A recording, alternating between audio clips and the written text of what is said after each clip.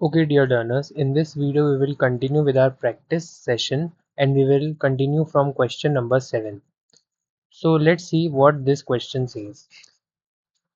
A part says the following data represent the hemoglobin concentration in two groups of laboratory rats maintained on different protein diets.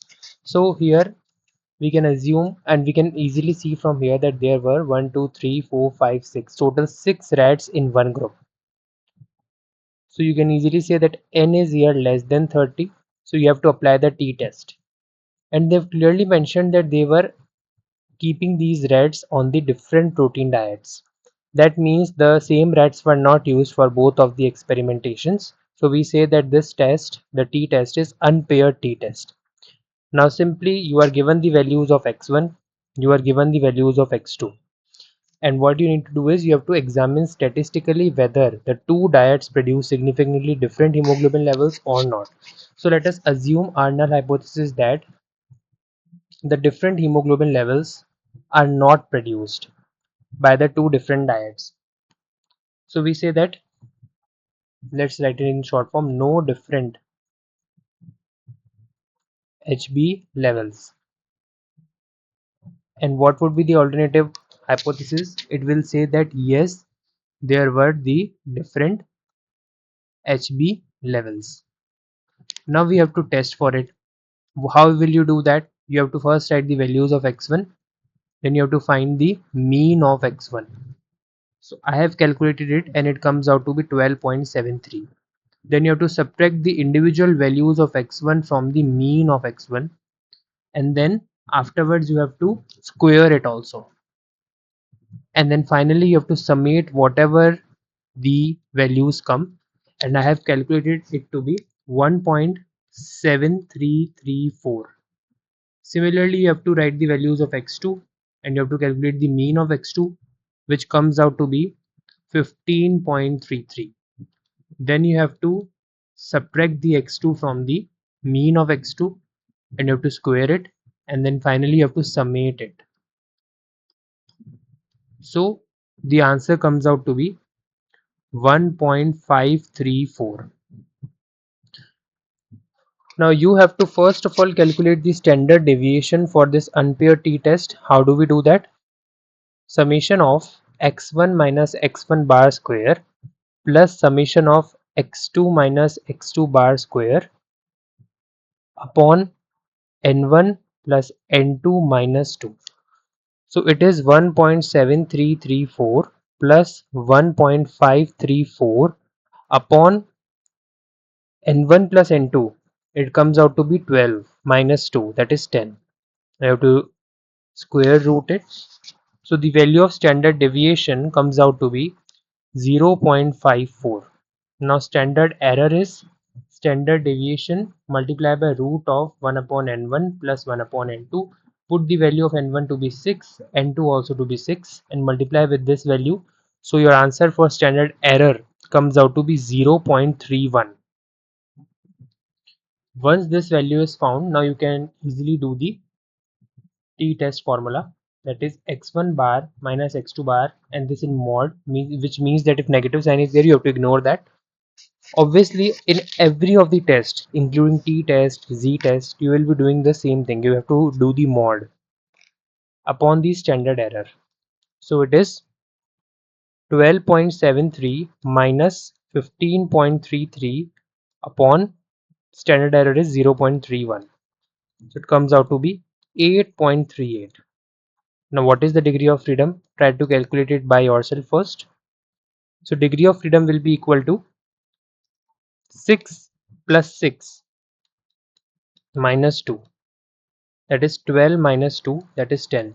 So you have to find the value of t from the table at degree of freedom 10 and at 0.05 level of significance. It comes out to be 2.228. Now since your calculated value is far greater than the t table value, so you say that you have rejected the null hypothesis, which actually means that if you are providing different diets, then the hemoglobin concentration will be different. Means your alternative hypothesis is accepted. Next part, the body length of freshwater prawns which are collected from a pond are given here, and you have to calculate mean, you have to calculate variance, you have to calculate standard deviation, and also the coefficient of variation. So how do we calculate the mean? First of all, we have to write the classes, whatever the class have been given here: 4 to 8, 8 to 12, 12 to 16, 16 to 20, 20 to 24. After this, you will write the midpoint also, whatever the midpoint comes out to be, that is m. So for here, it would be 6, then here 10, 14, then here 18, and then finally 22. Now write the frequencies which are given in the question itself: 5, 11, 18, 10, and then 6. Then you have to do f multiply by m. So it is 6 5s are 30. Here 110, 252, 180, and then finally 132. Now here you have to do the summation of the frequencies and summation of frequency multiplied by the midpoint or mid value. So this comes out to be 706 after calculation, and this comes out to be 50. So the mean or x bar will be equal to 706 upon 50, because we know the formula is summation of fm upon summation of f. So the mean will be coming out to be 14.12. Now since you have to calculate the variance, standard deviation, so you will also require the difference between the value of x minus the mean and its square. So now what will be the values of x here? The values of x will be the midpoint only. These are the values of x. So 6 minus 14.12 square, 10 minus 14.12 square, 14 minus 14.12 square, 18 minus 14.12 square, 22 minus 14.12 square, and then finally you have to summate all the values whatever are coming here. Now once you are done with this much step of calculating the difference between the individual values and also calculating the mean, now you have to calculate the standard deviation. So the formula for standard deviation would be root of whatever the summation of this came, its square, upon n. Okay, I also missed one more step here. Once you have calculated this thing, that is 14.12 and its square, after that you have to also multiply it with frequency. So you have to create one more column where you will be multiplying this with the frequency, and then whatever the final value comes, that is x minus x bar square into f. You have to use this to calculate the standard deviation. So the actual formula for standard deviation is my mistake. So final formula is this.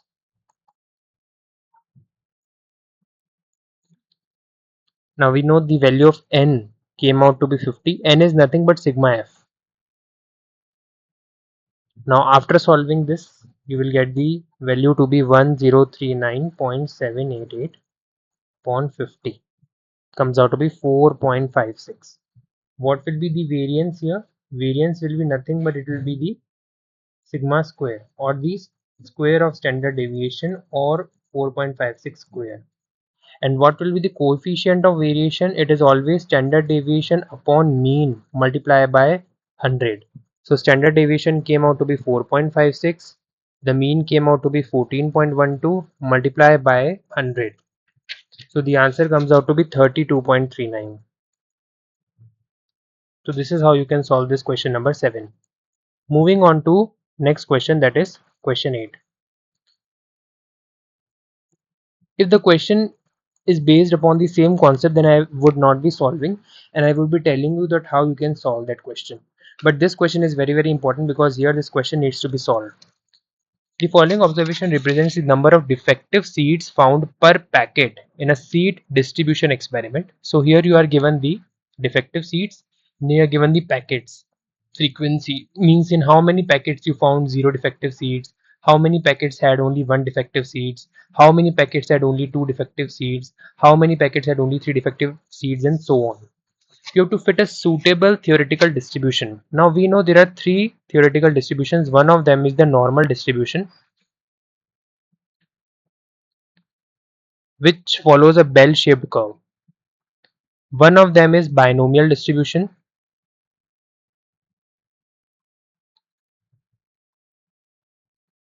and one of them is Poisson's distribution. Always remember that for the binomial distribution, firstly the number of events are always fixed and the number of events are very small. There are not very large events, but here the events are always very large. Secondly, the probability of success will always be equal to probability of failure in the binomial distribution. But here the probability of success will very be less as compared to the probability of failure. And probability of success means to find the defective seed or to find the packet with that defective seed. Now since the number of defective seeds are already very less in the entire packet, so we say that the probability of success is very less as compared to the probability of failure. And secondly, the number of events are very large. You see these many amounts of packets we are taking into consideration. So considering the two things, we say that this is following a Poisson's distribution. The key point here is that the Poisson's distribution is always for those events which are rare in nature. Always the rare chance events will be under the Poisson's distribution, or they will follow the Poisson's distribution. So suppose if your question was asking you about the mutations, if the question was asking about defective seeds, because these all things are very rare, so you will be applying the Poisson's distribution. So one thing is clear, that you have concluded it to be the Poisson's distribution. Now you have to determine the expected frequencies. So how do we calculate the expected frequencies? So first of all, we need to calculate mean, and then later on from there we will be deriving the formula for expected frequencies. So let me first clarify that what would be the formula of expected frequencies. Always remember the expected frequencies formula is the total number of events multiplied by the probability of that particular event, and the probability of that particular event formula comes out to be e to the power minus lambda. Now what is lambda? Lambda is mean, and mean is sigma fx upon sigma f. So it is e to the power minus lambda multiplied by lambda to the power x upon the factorial of x. So once you have calculated this, you have to multiply it by the total number of events. Here the total number of events, once you add them, they come out to be 100. So n value is 100. Then you have to put this formula and then you have to simply solve it.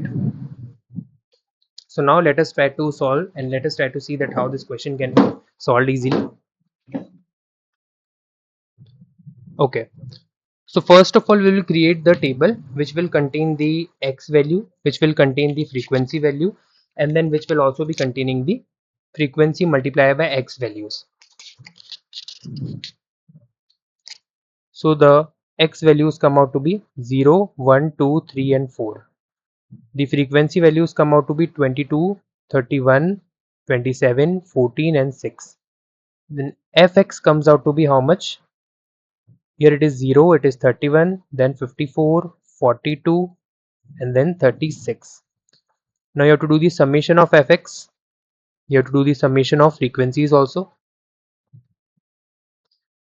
Now what you do is you have to find the mean value. So mean is summation fx multiplied by summation f. After calculating, you can find the value comes out to be 1.63, since it is 163 upon 100, and this is only your n also. Okay, so the lambda value comes out to be 1.63. Now I told you that how do we find the probability of any particular event or the frequency of any particular event.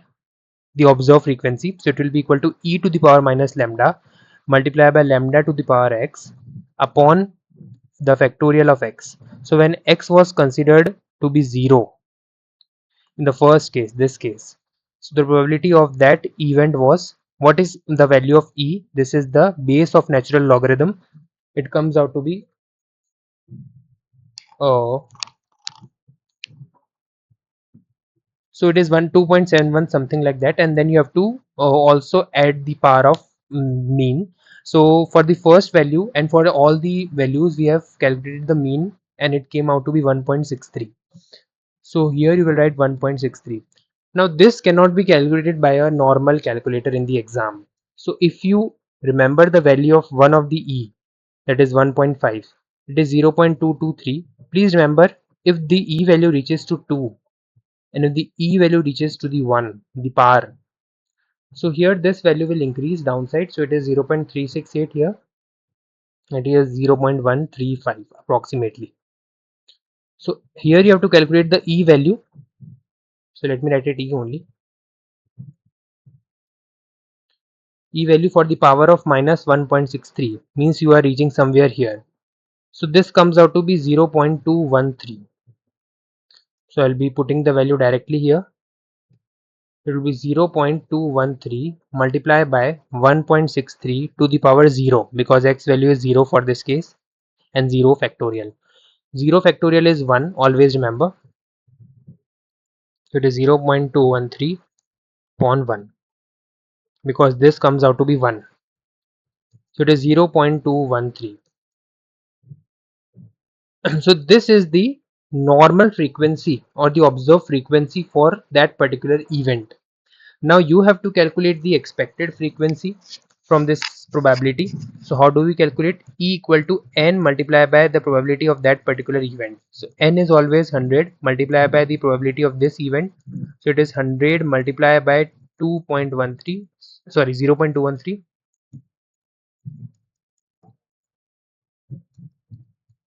It comes out to be 21.3. Now for the remaining events, what can be the formula? So there is a short formula to calculate the expected frequencies directly from the given frequencies. So the short formula comes out to be for the probability. So for any x plus 1 event probability, it would always be equal to lambda upon that x plus 1 value multiplied by the probability of the original one or the prior probability. So if you have to calculate the probability for this particular event, so it will be equal to, or I can see simply right here, 1 for event 1. It will be equal to lambda. Now lambda came out to be 1.63 upon, what is x plus 1 here? It is 1 only, multiplied by, what was the probability of x event? It was 21.3. Similarly, if you have to calculate the probability of event 2, it will be equal to 1.63 upon 2 multiplied by 21.3. Now how do we calculate the expected for this one expected frequencies? It will be equal to 100 multiplied by 1.63 into 21.3, that is same this thing multiplied by 100. For E2, I will multiply this entire thing by 100, so it will be 100 multiplied by 1.63 upon 2 into 21.3. So you can calculate E0, E1, E2, similarly E3, E4 and what so not. So basic formula you have to remember that for the probability of that particular event, what you are going to do is that you have to divide the mean by that particular value, multiply by probability of the prior event. So this is the basic formula. Once you are done with this, then you can be simply multiplying it by the n value to get the expected frequency of that particular event. So this is how you can solve this part A of the question. Now the part 2, let's come to this part B. So part B is quite simple. Part B talks about that the average wing length of the butterflies in the century, means they are giving here the population mean, which is mu. The random sample is of 225 individuals. Whenever n is greater than 30, simply you have to apply the z test. And their wing length, the sample wing length or the mean of the wing length of the sample, that is x bar, comes out to be 5.9. The standard deviation is given. Now you have to simply test statistically. So you know how we can do this.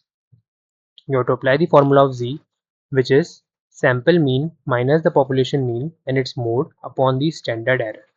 And what is standard error? It is standard deviation upon root of n. The n value is 225 already. And what will be the standard deviation? How do we calculate the standard deviation for this case? Even we do not need to calculate because the standard deviation is already given here in the question. So it is 1.2. So we can directly solve from here. That is 1.2. And for standard error, it will be 1.2 divided by root of 225. It comes out to be 1.2 upon 15. Once you are done with this, you can put the formula, put the values into the formula, and then you can calculate. The degree of freedom here is of no use since the number of individuals are very large. So you will always see for the at the degree of freedom 1 only. Secondly, the level of significance is 0.05, so you have to check the value of z at 0.05. Now you have to also check whether it is one-tailed hypothesis or is it two-tailed hypothesis. So how do we say that? How do we test that? See, a random sample of butterflies show the mean wing length of 5.9 centimeter with the standard deviation this much. So we have to test statistically whether the sample supports the claim or not.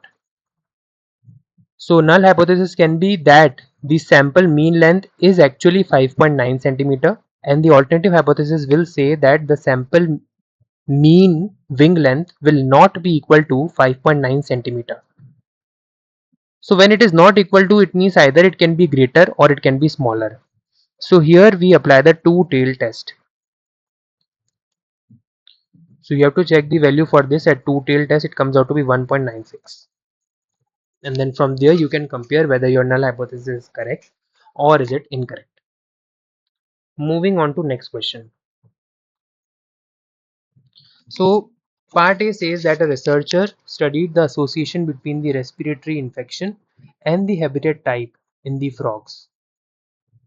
So here there are the infected frogs given and the non-infected frogs given in the marshland and the dry grassland. Now see, here only the numbers are given.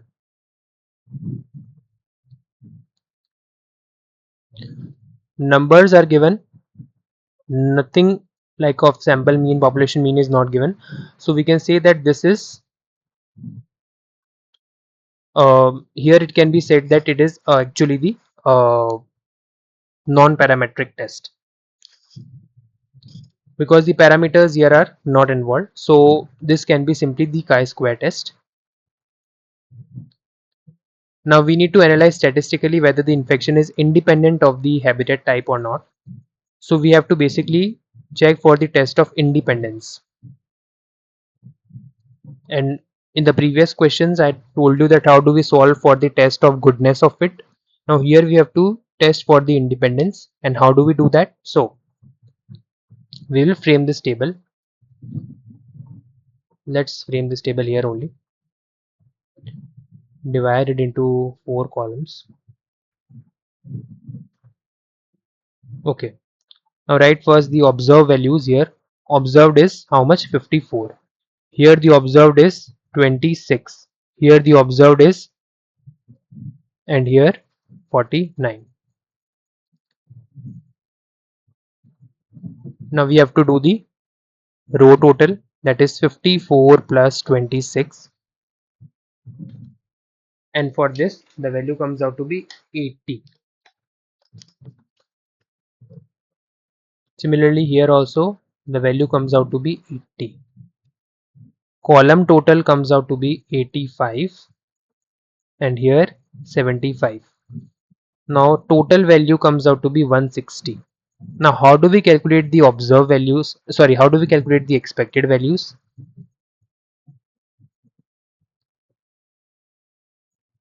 For the calculation of the expected values, you have to just do the row total, column total upon total. That is 80 multiplied by column total is 85 upon total is 160. Comes out to be 42.5. Here it will come out to be 37.5, here again 37.5, and here 42.5. So we have got the four expected values also. Now after this, what we are supposed to do, we will write the observed values in a column. So observed values are 54, 26, 31, 49. Then we will write the expected values, which are 42.5, 37.5, 42.5, 37.5. Then we will do the observe minus expected, then observe minus expected square, and then finally observe minus expected square upon expected. And then we will summate all these values. So your chi-square value will be summation of observe minus expected square upon expected. Now this value will be coming out to be 13.26 after the calculation. Now you have to check the value of chi-square from the table also. So degree of freedom here for such kind of contingency tables come out to be 2 minus 1, means basically what do is we do n1 minus 1 multiplied by n2 minus 1. So n1 is the number of groups in that particular, just suppose for example we are taking marshland as one group. So here infected group and non-infected group, so there are total two groups. For the dry grasslands also, one is infected group and one is the non-infected group. So 2 minus 1 multiplied by 2 minus 1 is 1 into 1, or it is 1. So degree of freedom is 1. Now we have to test the value of chi-square at degree of freedom 1 at this level of significance. And this value comes out to be 3.84. Since 3.84 is very small, then 13.26 we say that the null hypothesis is wrong. And what can be the null hypothesis here? We were supposed to analyze statistically whether the infection is independent or not. So null hypothesis is it is not independent.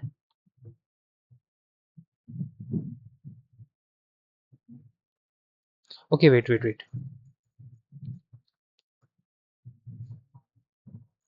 Null hypothesis that the infection is independent means it is there is no relation. Always remember that in null hypothesis we always try to establish no relation between any two variables or whatsoever data given. Alternatively, we say that there is some kind of dependency. Since null hypothesis was rejected, so we say that yes, there is a dependency of the habitat type with the infection. Now the part B is a similar type of question which we have done earlier, so we do not need to do it again. You can practice it yourselves. Moving on to the next question. Now here we are given a table where the oxygen consumption rates are given for few insects at two different temperatures. So similar group of insects we have taken and we have exposed them to 20 degrees Celsius, and then we have exposed them to 30 degrees Celsius, and we have checked for their oxygen consumption rate. Now we have to test statistically whether there is significant difference or there is no significant difference. So from here we can say that it is a paired t-test. Why t-test? Because the value of n is very less than 30. The null hypothesis can be said that there is no effect of oxygen consumption from temperature, means there is no relation between temperature and O2 consumption. And for the alternative hypothesis, we say that there is a relation between the temperature and the oxygen consumption. So now here we will be solving it. How do we solve it? So we have to basically check it for 95% confidence level, that is 0.05 value. Okay, so now how do we solve it? Again, the formula of t-test you all know, that is x1 bar minus x2 bar upon the standard error. Standard error is standard deviation multiplied by root of 1 upon n1 plus 1 upon n2, and the standard deviation is, because it is a paired t-test, the standard deviation is sigma d square. Along with that you have to subtract the individual sigma d values and its square, means sigma d and its square upon n minus 1. Means you have to create first of all the values of x, then to calculate the values of Means x1 you will be calculating here, then x2 you will be calculating here, then you have to calculate x1 minus x2, so this will be your d, and then you have to do the sigma d here. Similarly you have to calculate x1 minus x2 and its square, so it will be your sigma d square. Now this value is this one, this value is this one, and then you have to square it also. N value is 5 plus 5, it is 10, and n minus 1 is 9. Now you can easily solve the question. Part B says that a random sample of 12 earthworms collected from the agricultural soil had the mean length of 18.6 centimeter and the variance was given to be 9. You have to determine the interval. So I told you already in the previous questions also that what is the formula for interval, or for what is the formula for this confidence interval. So it comes out to be the sample mean plus minus the t table value multiplied by standard deviation upon root of n. So sample mean here given is 18.6 plus minus the t test value here, t table value after finding comes out to be 2.201 multiplied by standard deviation. So standard deviation here given is how much? Root of variance, that is root of 9, that is 3. So 3 upon root of n. How much is n? N is 12. So you can find the lower value which comes out to be 16.69, and then the higher value comes out to be 20.51. So you are finding the range for the mean of the population. Last question here, last part asks that we have to calculate the regression, sorry, we have to calculate the coefficient of correlation. The regression constants are given here, or regression coefficients are given. So we know it is bxy multiplied by byx. So solving this, it is 0.48 multiplied by 1.92 its root.